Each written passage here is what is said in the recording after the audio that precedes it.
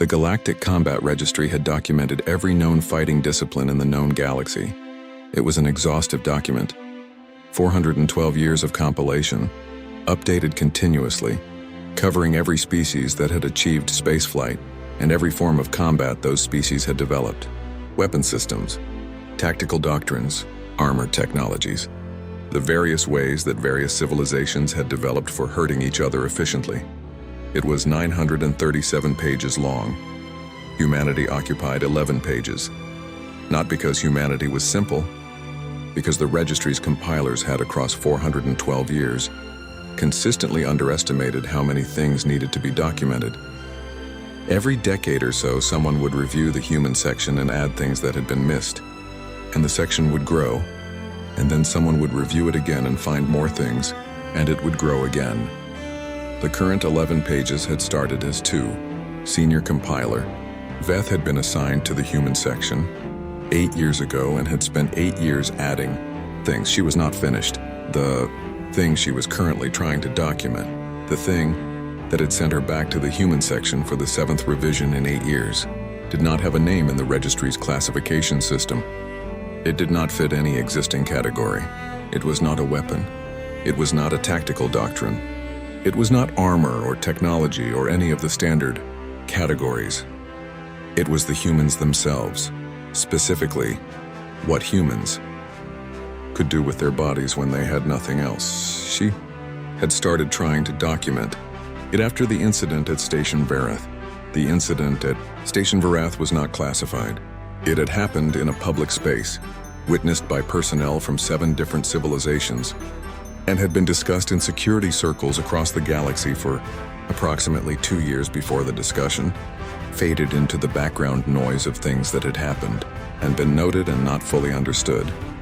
A human trade representative named Marcus Osei had been present at Station Verath during a territorial dispute that had escalated, as territorial disputes occasionally did, into violence.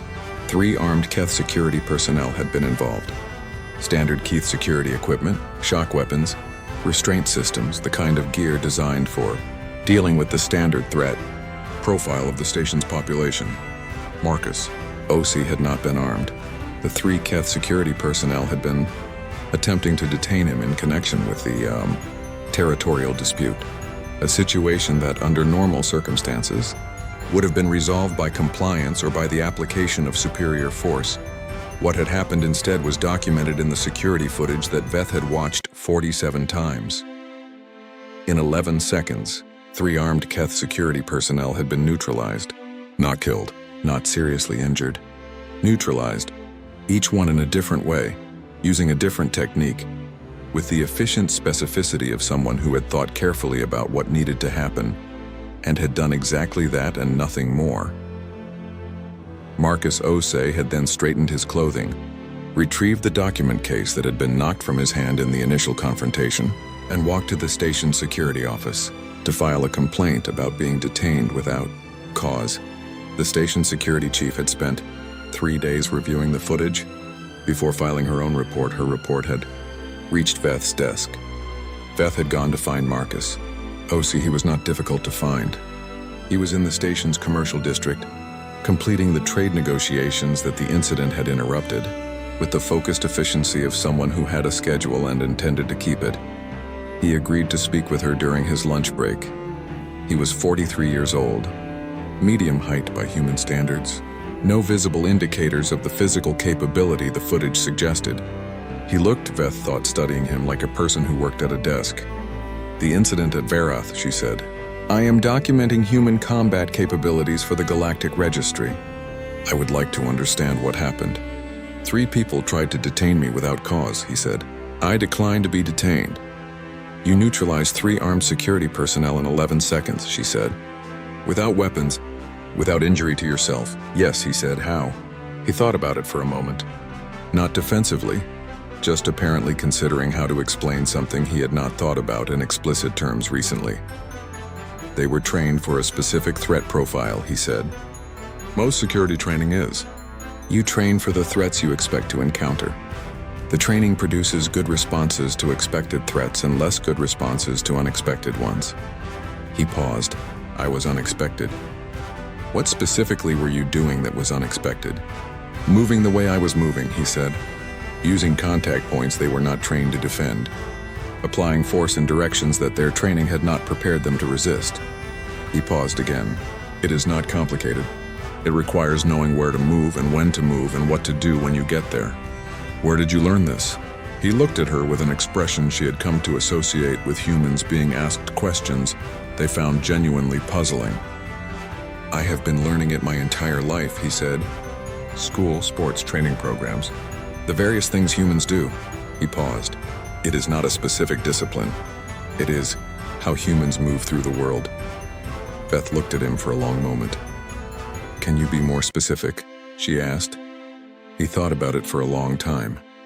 Come to the training facility tomorrow morning, he said. It will be easier to show you than to explain. The training facility he brought her to was not a military installation. It was a civilian gymnasium attached to the station's human residential quarter. It had the comfortable, well-used quality of a space that saw daily use by people who came because they wanted to, rather than because they were required to. There were 12 humans present when they arrived, ages ranging from approximately 10 to 65, male and female, various sizes and apparent physical capabilities. They were warming up with the focused ease of people who had done this many times. Marcus introduced her briefly, a researcher here to observe. The 12 people nodded and continued warming up.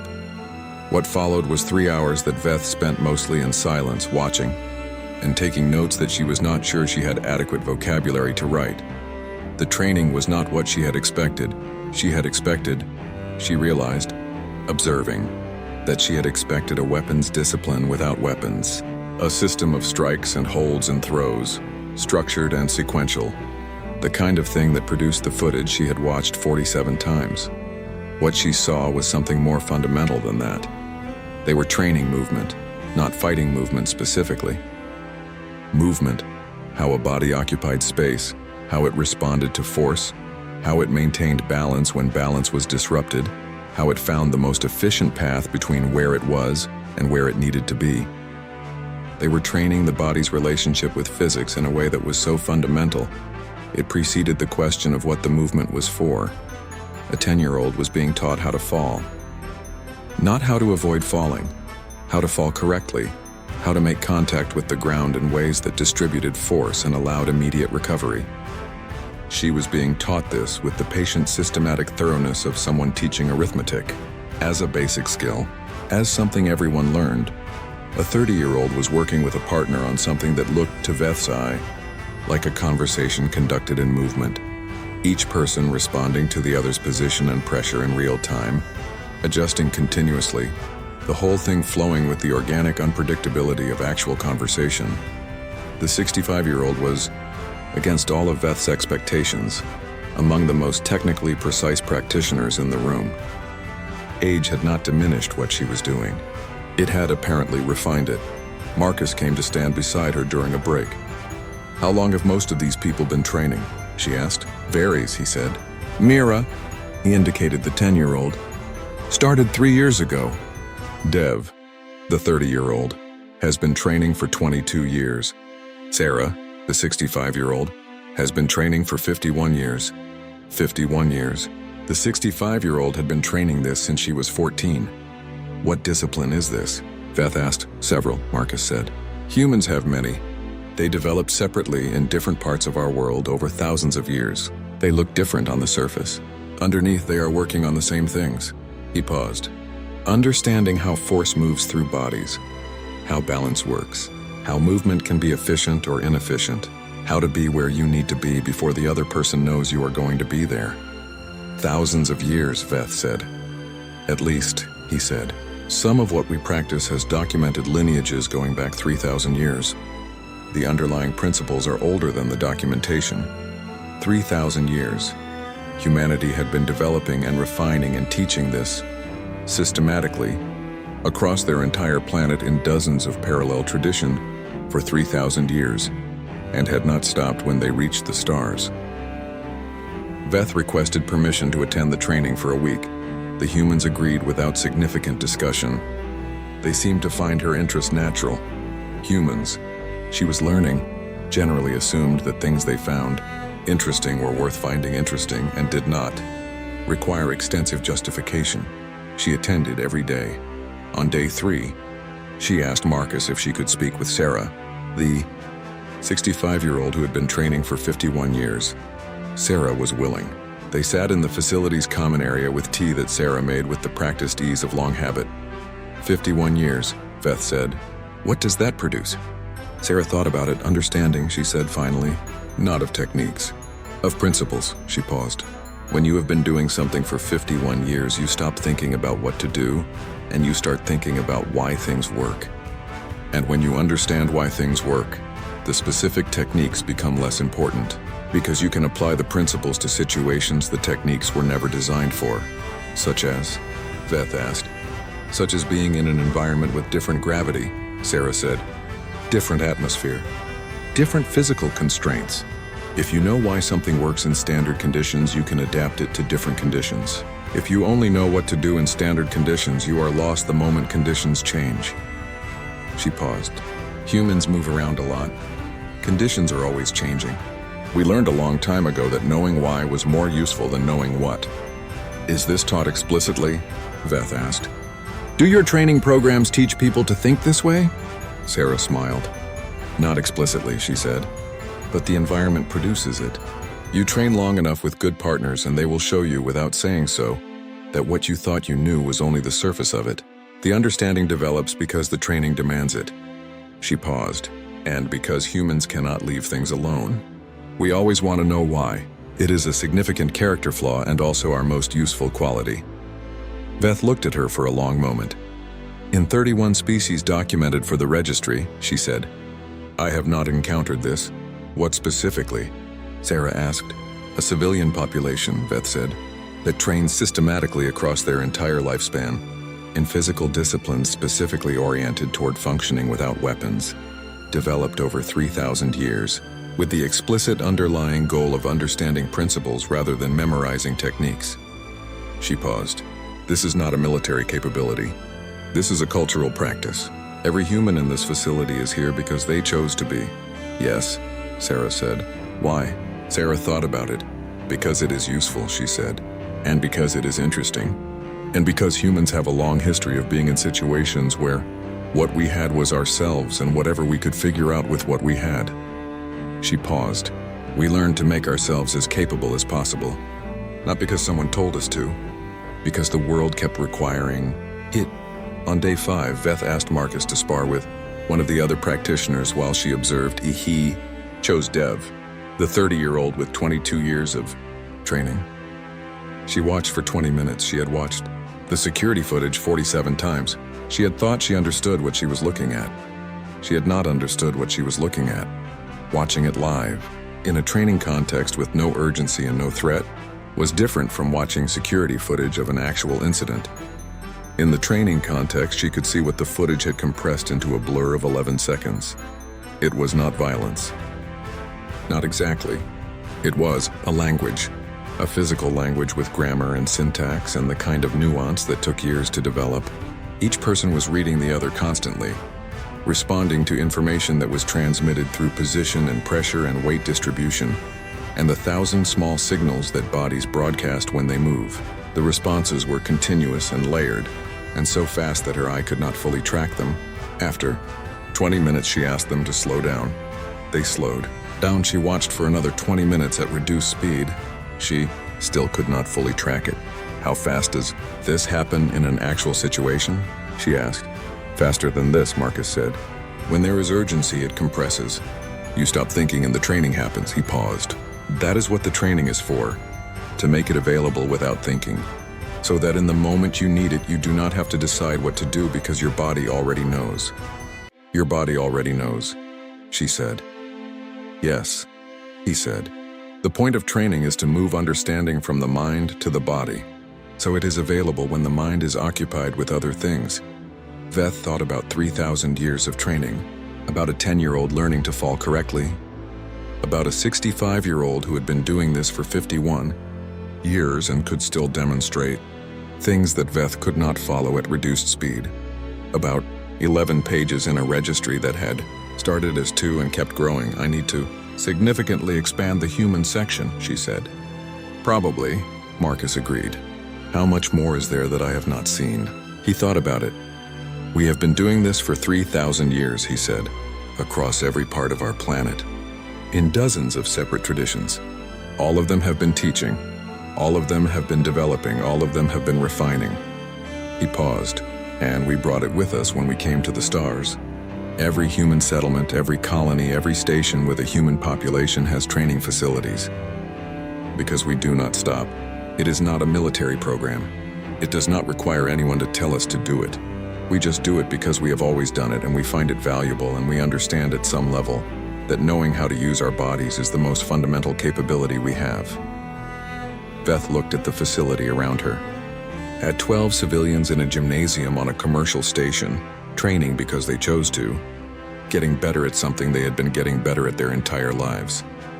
I have one more question, she said. Go ahead, Marcus said. The incident at Verath, she said. 3 armed security personnel.